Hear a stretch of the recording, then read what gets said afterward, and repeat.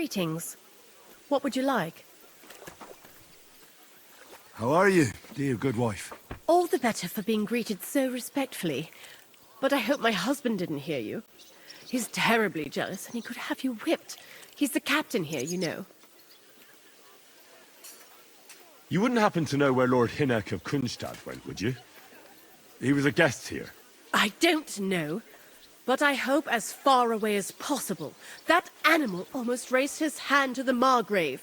What? How did that happen? A respectable woman doesn't talk about that kind of thing. But if it hadn't been for my husband, he'd have been at his throat, believe you me. I beg your pardon, milady, but could you tell me what's new around here? I'm asking because I've just arrived and I'd like to know more about this region. If it's mercenary work you're interested in, I can't help you. You'll have to ask elsewhere. God be with you.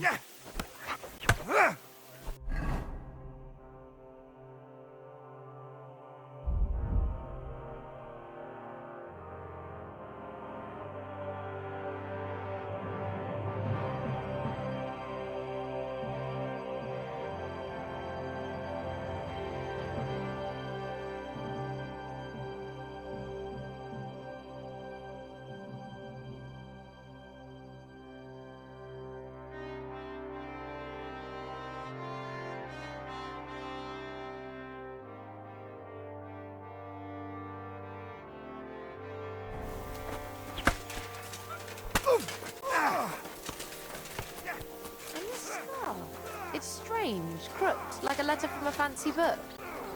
This. I fell off the battlements of Laxenburg Castle. Lord above! From the wolves! And were you conquering or defending that castle, sir? Well, depends on how you look at it. We were storming a wine cellar, you see. Ah, I do see.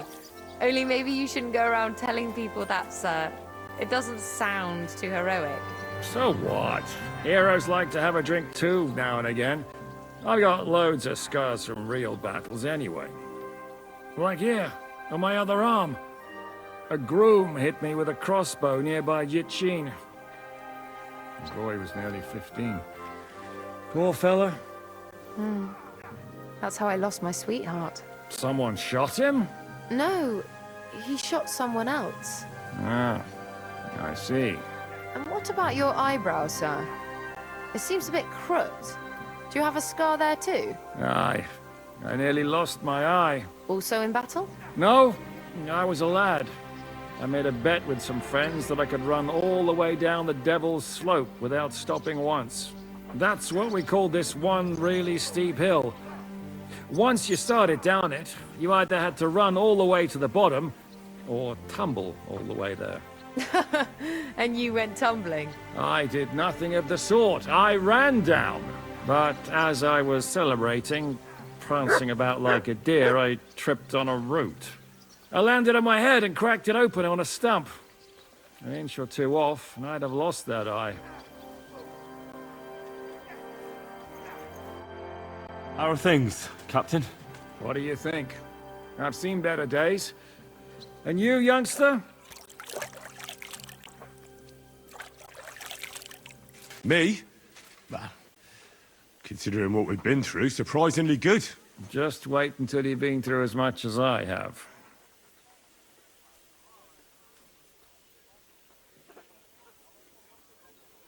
I doubt I'll ever live long enough to be as battered as you.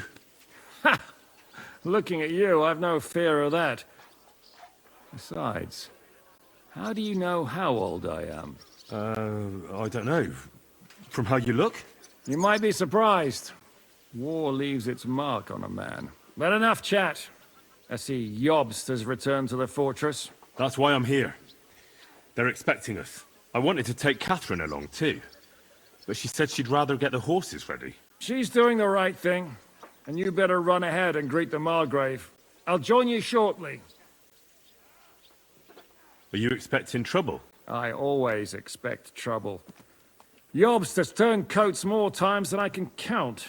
And the way things are these days, I'd rather have horses standing by, even on a visit to my parents. What about that dry devil of yours? Did you find out where he went? No, nobody asked him where he was going, but it seems they're hoping it's as far away as possible. I'm not surprised. If I know him, he wasn't the ideal guest. At least Jobst might know where he is. He might. To be honest, that's the only reason for talking to him. Should I really go and see Jobst on my own? He's a Margrave, though. So what? You already know him better than I do. You met him in Rattay. I only know what I've heard about him. All right, but he sent for us both. How's it gonna look? A bit odd, I suppose. But you must understand, I'm doing this for our benefit. The less time I spend with a Margrave in one room, the better. All right, then. I'll be going, then.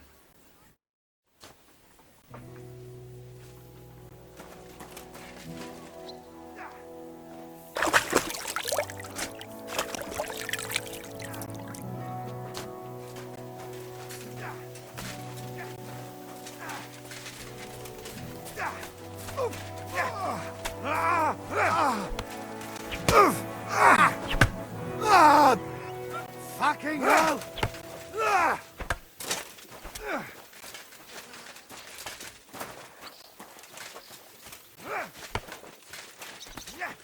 You have a kind master, hey, doggy?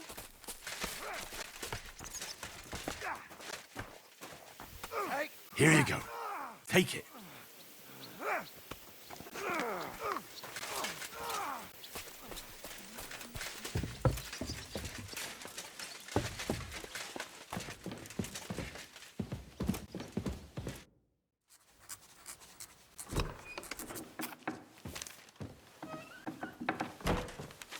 Henry. Where's Captain Zizka? He got held up. I received a report that von Bergov's banner is flying in the camp of my dear cousin Sigismund, so I assume the negotiations at Trotsky didn't go too smoothly. No, sir. I don't have good news for you, I'm afraid. Well, good or bad, I'm sure you have plenty to report. So what happened with von Bergov at Trotsky?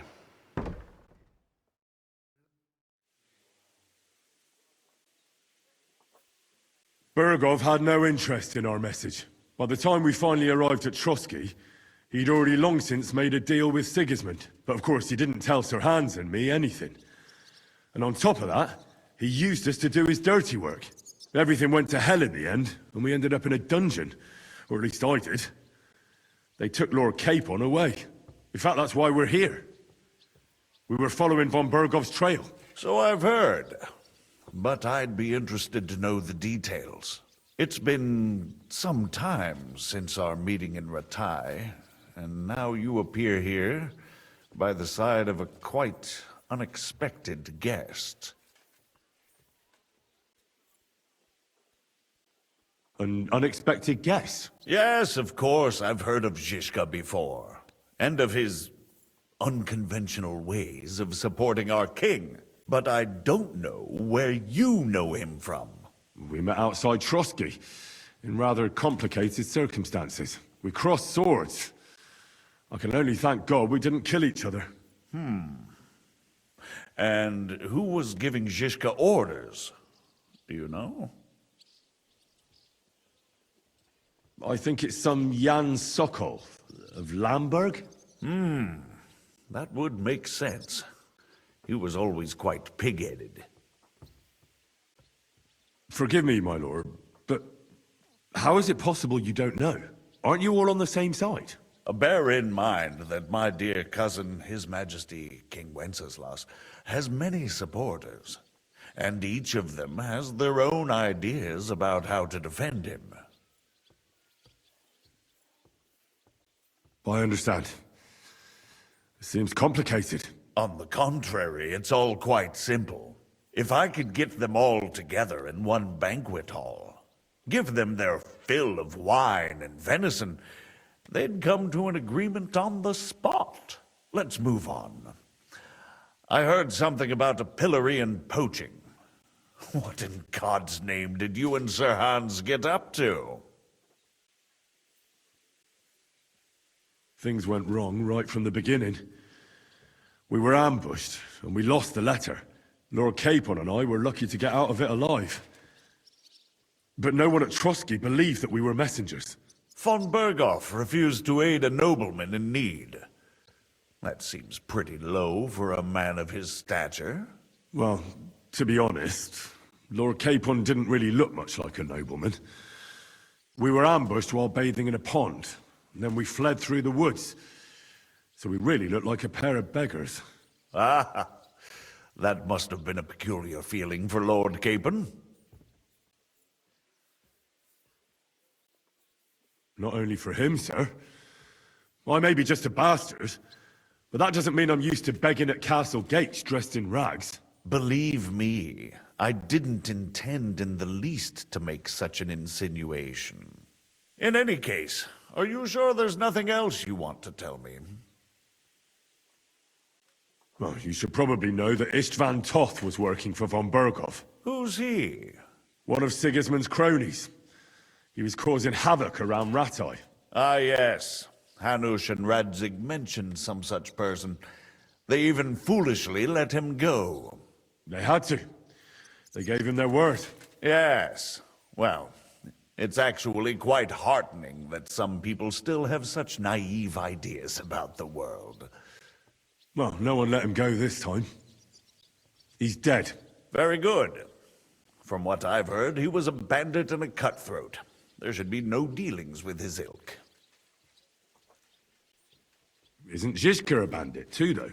Zhizka is loyal to Wenceslas, so he's no bandit or cutthroat, but a faithful servant of our king, carrying out resistance against his enemies. But let's move on. Is there anything else you'd like to tell me? That's all that happened, sir. Truly. My court messenger and bearer of tidings, both good and bad, John of Liechtenstein, has mysteriously gone silent. So every piece of information I get now is precious. By the way, you said you were in von Berghoff's dungeon, and I can imagine how they treated you there. Tell me, did you reveal anything?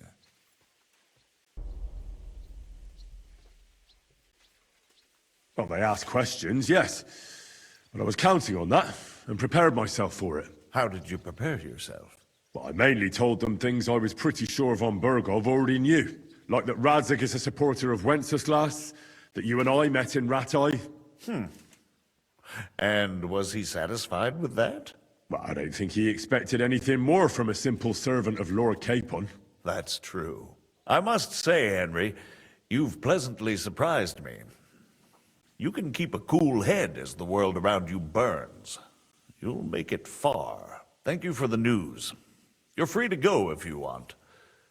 But I would be glad if you stayed at the fortress. As soon as it's possible, you can join a legation heading for Rattay. I'm sure you already want to go home.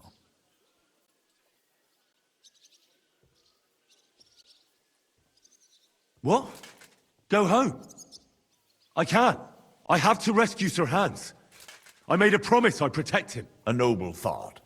But you mustn't worry about Lord Capon. I'm sure von Berghoff has him trapped in a gilded cage. But I made a promise, sir. I understand, but honestly, Lord Capon is now safer than you or I. The most sensible course now is to wait for the ransom demand. Margrave. Ah, Captain Zhizka. Henry and I were just discussing Lord Capon. Yeah, the Margrave thinks he's in no danger, and we should wait for a ransom demand. As one does. I wanted to talk to you about something else. I suppose you're wondering why your friend Hinnek, also known as the Dried Devil, isn't here? Oh, there's plenty of gossip going on around the fortress. You and Pisek refused to grant him asylum. Asylum is for those in distress, Captain. Hinnek came to burn and pillage. I have quite different plans. And what might those be, Margrave? Sitting and talking while King Wenceslas rots in a dungeon. What would I expect? Not so long ago, you were conspiring with Sigismund against Prokop, your own brother! It would be futile trying to explain to you the intricacies of the Luxembourg's dynastic politics. Let me just explain that that was what was called for in the situation. But I assure you that I am now acting in the best interests of this country and of King Wenceslas. You're acting first and foremost in your own interests. Everyone knows that. Strong words coming from a man who earns his bread by killing merchants on the road. No offense intended. I applaud your art. The pen is mightier than the sword, but there are times when it's vice versa.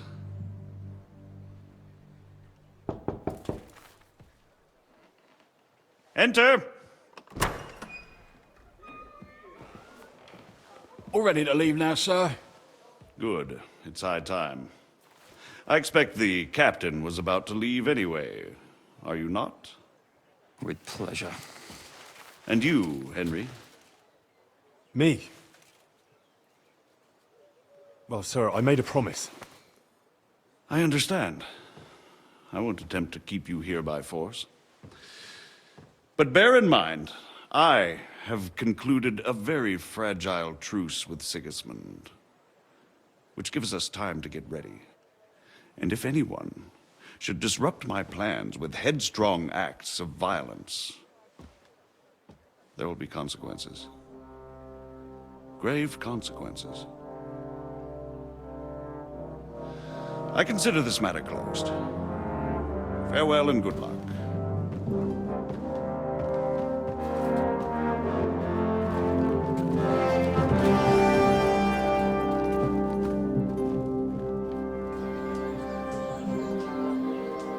I get the feeling Jobst didn't make a great impression on you.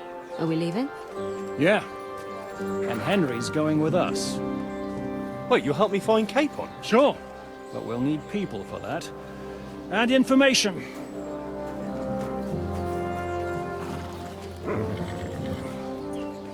Catherine, I've got a job for you. Yes? Go to Kuttenberg. Find out what happened to Liechtenstein. If anyone knows what's going on in his godforsaken country, it'll be him. In the meantime, we'll go and find Dry Devil and his band. Good luck. I'd go all the way to Rome to spy if it kept me away from the devil. Let's go!